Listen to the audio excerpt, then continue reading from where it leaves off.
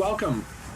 My name is William Messakar. I am a master model railroader in the 4th Division of the Pacific Northwest region of the National Model Railroad Association. And I want to welcome all of you to the virtual layout tour we'll have presented today by members of the NMRA. So welcome to our tour, and I hope you enjoy it. Now let's turn to Gary Jordon. He's going to give a brief description of his layout and some tips about how he's done virtual operations. Welcome, everybody. So back in January, I did a layout tour just like David did and talked about the various and sundry bits and pieces of the Gilpin Tram. This time around, they've asked me to talk about my adventure into remote ops, and that is having people from all over the country join a Zoom session, connect their cell phones through JMRI, and run trains on my layout. And it's worked pretty well. I've done about 3 or 4 complete sessions, and it seems to be working. Everybody was able to run trains, and we actually got some traffic moved. Originally, the layout was designed for hands-free operation because it's O-scale, 2-foot and 3-foot and standard gauge. And most of the stuff's hand-built, so I just didn't want to have to handle it. So I put in Katie magnetic uncouplers. I have permanent magnet and electromagnetic uncouplers to make it possible to uncouple cars without sticking a pick down, because every time I did, I'd pull one of them off the track and then I'd have to rebuild it. So I just decided it just wasn't worth it. It was easier to put in magnets and modify the Katies so that they'd work. I set the layout up so that it would work that way. I use JMRI and Digitrax. You can operate the layout from a cell phone, from a standard throttle, or from a plug-in throttle. Also, infrared works as well. So the operation is pretty seamless for any way you want to do it. So the deal with remote ops is that the layout had to be operable without having to stand right there and do it. So the idea was, how am I going to do this? Well, Burr Stewart gave me the impetus to do this by having a remote ops session on his layout. And when I saw that, I thought, this could work, even though mine's a switching layout, not any main line running. Because the way I'd set it up originally, it seemed likely that I could do it. So I got together with the guy who helped Burr get his going, Victor Gilbert, and he decided that he could set mine up the same way Burr's was. One of the big questions, of course, was how to get people from remote locations to access the layout. And that required some technical skill I didn't have, but that Victor did. So we were able to open up a port in the computer I use JMRI on to access the layout. And it's just like being in the room, of course, because the signals still operate through JMRI. You can move your trains, throw switches. All the switches are powered by tortoise switch machines, and they will allow a keypad to select the switch and throw it. The next problem was to be able to see what's going on, and Burr also solved that problem. He used old cell phones placed around his layout, connected through Zoom, so that people could see what was going on and then use their throttles to run the trains, do whatever needed to be done accordingly. So that was the original setup. Cell phones are fairly inexpensive. You can find old ones as long as they have internet access. You don't have to have a carrier plan with it. All it needs is internet access and to be able to load Zoom and either Y-throttle if you're using one of the Apple phones, or Android engine driver. Now, if you use the Apple phone, you need to pay a little more to get the full Y-throttle setup so that it shows you the keypad so that you can throw the switches. Android supplies it. It's no cost to that one. You can just load it on your phone and you're ready to go. So this is the section of the layout that is operable from a remote location. This is Blackhawk, Colorado, which was the origination point for the Gilpin Tram. This is the Gilpin Tram engine house in the back. Most of the reduction works that processed ore from the mines were down here in Blackhawk. There were some in Golden, but most of them were down in Blackhawk. Up above is Central City. This is where the mines are. My layout is designed to bring ore from the mines down to the reduction works down below, and to bring supplies back up to the mines. Supplies included lumber, coal, water, machinery, workers. Anybody who lived in Blackhawk or thereabouts got transported up to their jobs on the tram. So the idea down here on the lower section is to be able to run a train, to ride over an uncoupling magnet, drop your cars. With Katie's delayed factor, you can push those cars like into this mine or this mill, which is the New York, and leave them, and then back out, go on your way. The only other problem was trying to figure out how to have enough cameras to cover this area. So I built out of old plexiglass that I had laying around several different types of camera mounts. This is the one that covers the track plan and indicators for a switch location, switch orientation. So this is just pieces of scrap plexiglass and a little pocket for the camera. This is the important part of the layout, because without this, the operators wouldn't be able to figure out where they were or which switches were thrown. So what this little bit sees is the track plan diagram with indicators for which way the switches are thrown. And again, the remote operators can switch to this view and check to make sure that they're all lined up before they go over a switch. Because they're stub switches, if you don't set it the right way, you're on the ground. So it works pretty well. People figure it out pretty quickly. The next part is to set up a camera so that people know when the 3-foot gauge, when the Colorado and Southern is bringing stuff into Blackhawk. This camera is set up in the top of the helix, so it looks down on this scene, which is the entrance to the Blackhawk area. This is 3-foot gauge track, Colorado and Southern. This track right here is the main line coming into Blackhawk. These two tracks are for storage and for the stock pen, which is right here. And the next track is for the turntable and for the water tank, so that the locomotive who brings anything in can turn around and go back out again. That was the top. You can see the track, the 2-foot gauge track going up to Central City around the outside here. The next area was to get cameras in Blackhawk itself so that the operators could see where their locomotives were. So I built two, again, out of old plexiglass I had laying around, 2 camera mounts like this to cover Blackhawk itself. One of them looks down on the left-hand side of the layout. In the center here is Blackhawk Depot. Up above is one of the mills. Another one of the mills is here, and a third is right here. Blackhawk was jam-packed with mills. Very few residential areas. Most of the people lived in Central City or down in Golden. But the mills took up all of the space.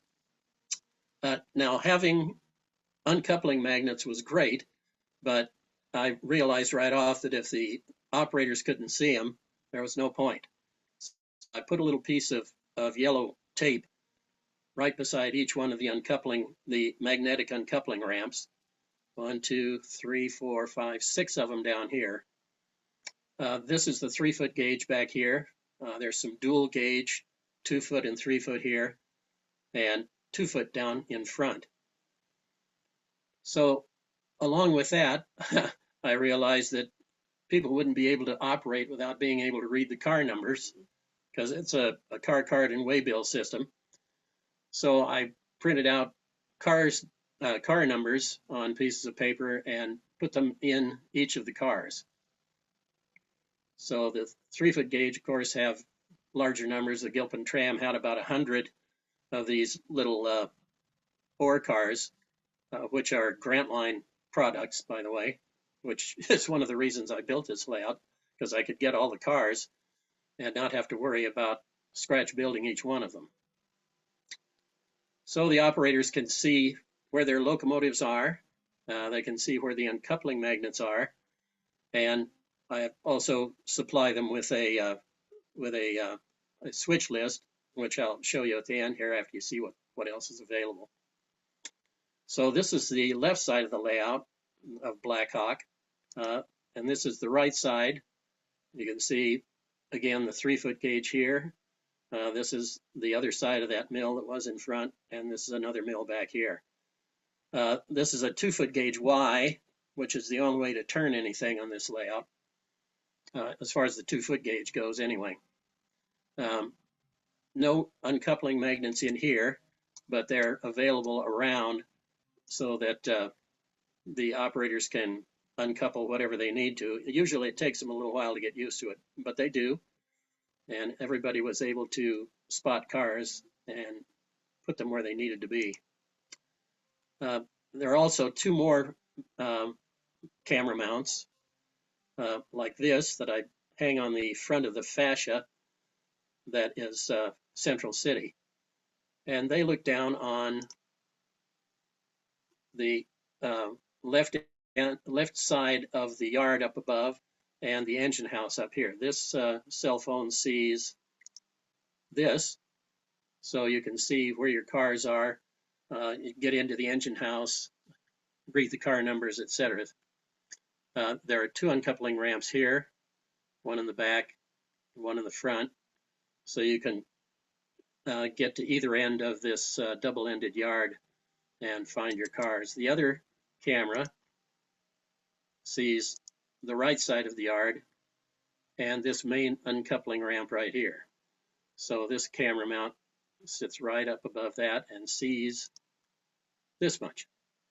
So you can see the 3-foot gauge here, and this important ramp, which allows stuff into the lumber company and also another reduction works down here, and the yard throat on the right-hand side of the yard up above in Blackhawk. Let's see. So this is what the screen looks like that operators are able to choose from when they're running their trains. They can pick whichever one of these 6 cameras they want to enlarge and bring it to the front on their zoom screen so that they can follow their trains from one side of the layout to the other. Again, this is only the lower section. The number of operators is usually 6, of which 3 can run remotely. Okay, 3 can operate on the lower section, or Blackhawk, and that includes 2 2-foot gauge shays and 1 3-foot gauge shay. The other 3 people operate the standard gauge and the Colorado and Southern, the transfer engine that runs from Golden to Blackhawk, and that's in another room. So the only remote ops possible are on the lower level in Blackhawk. The 6th operator runs from Blackhawk to Central City and back, and that supplies work for the operators here in Blackhawk. When a train comes down, usually it's full of ore. It gets handed off to the 2 operators, the 2 2-foot gauge operators down here in Blackhawk, and they move the cars around to whichever of the reduction works are they're directed to. So because it's a car cart and waybill system, I had to create something that could be sent to the remote operators so that they'd know what was going on. This is what I call ordered trains. This shows that there's one train coming down from Central City, and it has these cars on it, and they go to whatever mill or location is indicated. Also, for the operators down below, they have to make up a train going back up to Central City, and these are the car numbers required for that. The list shows what cars are available, what cars are located at industries down in Black Hawk, and what potential there is for a operator to pick up cars down below and put them in a train. So it's been a pretty good go around. I've had 4 sessions, and with people from California, Arizona, Whidbey Island, and all over the place. I've had 3 people here operating with me. I've also added a position. Since it's a car cart and waybill system, I needed a clerk here to set up the switch list. And when the trains are made up, that person has modified the document and sent out a new document to people showing what has been set up and where it's gone.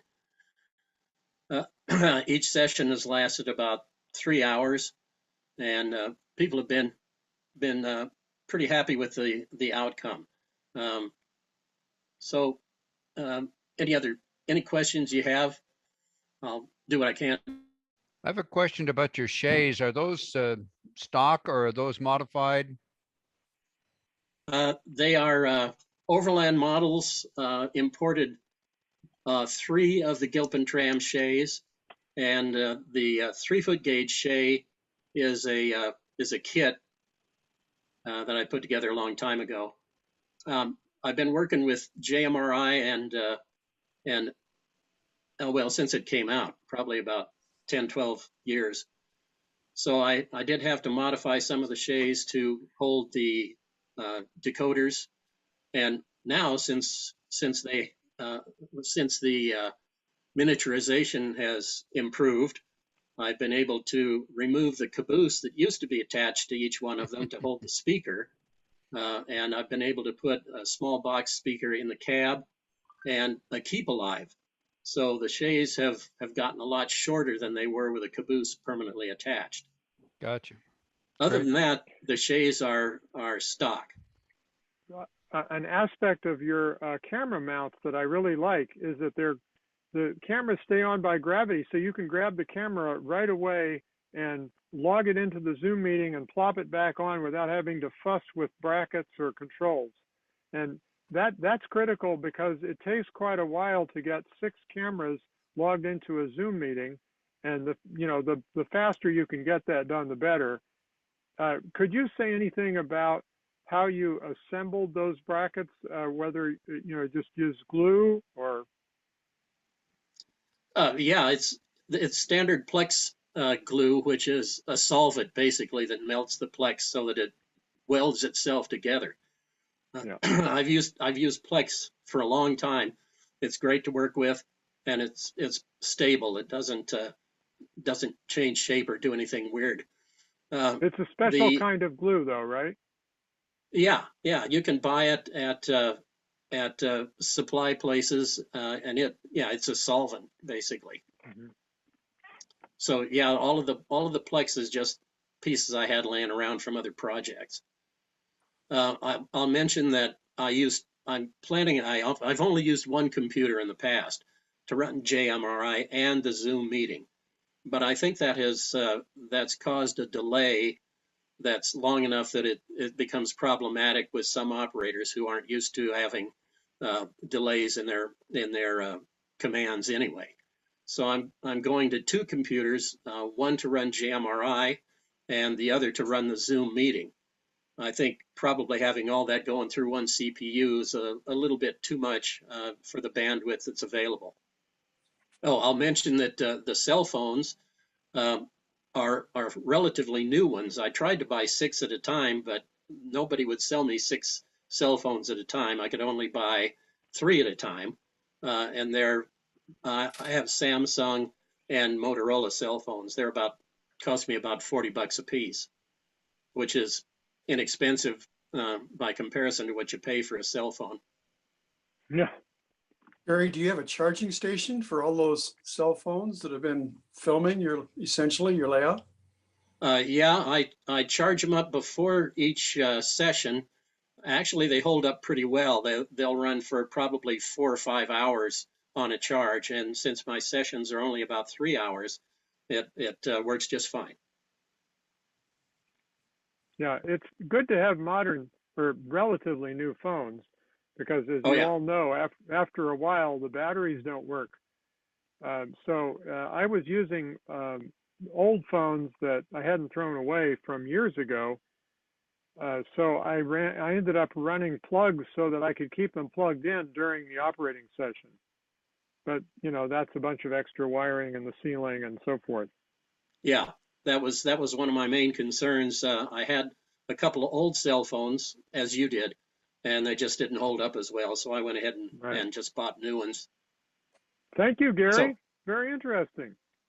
you're welcome. If anybody wants to join a remote session, just email me and I'll put you on the list for the next one.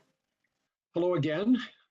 This is another reminder that this virtual layout tour has been brought to you by members of the 4th Division of the Pacific Northwest region of the National Model Railroad Association. And we hope you've enjoyed it. And we want to encourage you to, again, find out about the NMRA online. Both PNR and NMRA have an excellent website where you can get information about joining and participating in this and other activities like our clinics that are held all over the region. So thank you for joining us today and wish you great modeling.